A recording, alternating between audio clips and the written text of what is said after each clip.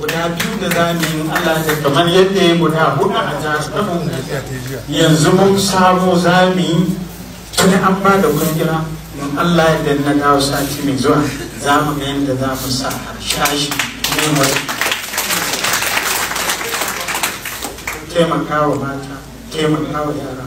dukkan pensioners su ma za mu dawo wannan sati su ma za mu fara biyan wannan pension gratuity da muka bayan zuwa da dama lokaci ba zai bari ba. A ƙarshe muna ƙara kiran gare ku kamar yadda mai girma ya organize wannan meeting duk na baya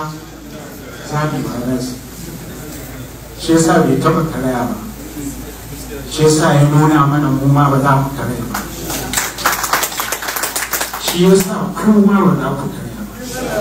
In kun koma gida ku ƙarfafa wa magoya baya ku gwiwa,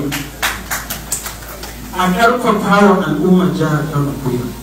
wani shi ne abin da kuke so. Sannan in Allah ya da kamar yadda aka yi bayani za mu ci gaba a ƙarƙashinsa na yin abubuwan da suka kamata. In Allah ya da Allah zai wuce mana. Amma na abu na ƙarshe shi ne dole mu gode mishi,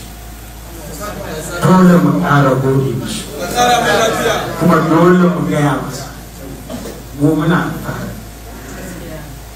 Idan duniya ta ce ba za ta ba mu wani abu ba saboda muna masa biyayya, Allah ka ta